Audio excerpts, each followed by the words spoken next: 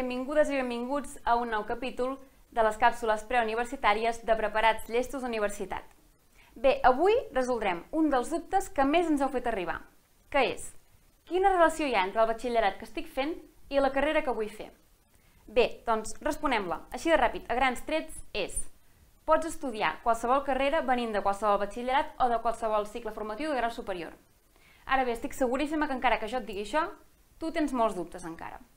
Alguns ens els heu enviat al nostre web o a les nostres xarxes socials, així que en respondrem uns quants d'aquests que ens heu enviat. Algunes preguntes són aquestes. Primera pregunta d'avui. La Júlia de quart d'ESO, que vol estudiar dret, ens pregunta: quin batxillerat hauria de triar? Bé, si vosaltres teniu tan clar com la Júlia què és el que voleu estudiar d'aquí 2, 3 o 4 anys, el millor que podeu fer és escollir un batxillerat que estigui directament relacionat amb la carrera que voleu fer, és a dir, que estigui dins la mateixa branca o família de coneixement. Per exemple, en aquest cas de la Júlia, la carrera que vol estudiar està dins la família o la branca de les ciències socials. Per tant, el més lògic i el que li anirà millor és escollir el batxillerat humanístic social. Ara bé, si pel contrari no teniu ni idea de què voleu estudiar encara o esteu molt dubtosos, el millor que podeu fer és triar un batxillerat en el que sabeu que us sentireu còmodes, en el que sabeu que aprendreu molt, més que en un altre, i en el que sabeu que us ho passareu millor, perquè el que heu de pensar és que us hi passareu 2 anys sencers al batxillerat. Per tant, millor estar-hi bé i no fer un batxillerat o un cicle formatiu de grau superior en el que no us acabeu de sentir bé. Segona pregunta. La Sara, de primer de batxillerat, està preocupada per si pot accedir a la carrera de Psicologia des del batxillerat social.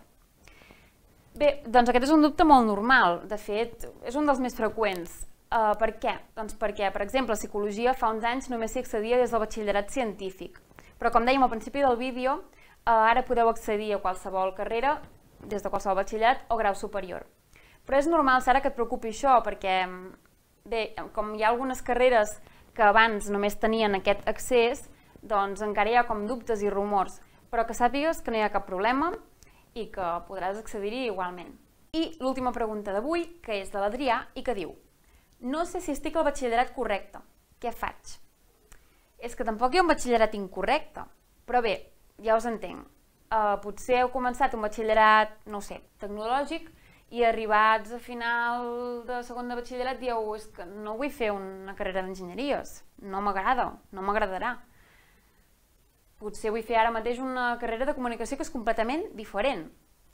Arribats a aquest punt, l'únic problema que tindreu es diu ponderacions. I què són exactament les ponderacions? Doncs són la forma que tenim de calcular quan valen les assignatures específiques de les quals t'examines a la selectivitat.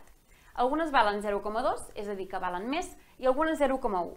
Això depèn de cada universitat, és a dir, cada centre valora si vol tenir més en compte unes assignatures que unes altres, per tant, algunes valdran 0,2 i algunes 0,1. Si estàs en el batxillerat més indicat o que està més relacionat per la carrera que vols fer en un futur, podràs escollir entre més assignatures que valen 0,2 a l'específica de la selectivitat i que tu has fet a les classes de batxillerat. Si no estàs en aquest cas, tens dues opcions.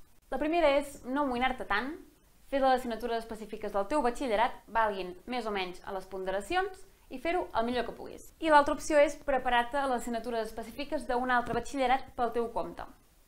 Clar, això vol dir molta més feina a casa i pel teu compte, perquè es tracta d'estudiar assignatures que tu no has fet mai a batxillerat, però que ho fas perquè tens molt clar que vols arribar a una carrera que la nota és alta i que està gens relacionada amb el que tu has fet a batxillerat, que és d'un altre món completament.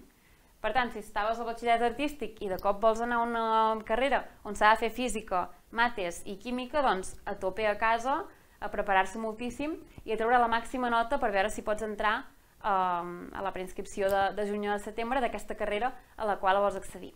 Si voleu saber més sobre les ponderacions i sobre com es calculen, entreu a www.preparatsllestosuniversitat.com/selectivitat/ponderacions. I bé, esperem que us hagin servit moltíssim aquests consells sobre la relació entre el batxillerat i els graus que voleu fer. Ens veiem al proper vídeo de càpsules preuniversitàries. Fins aviat!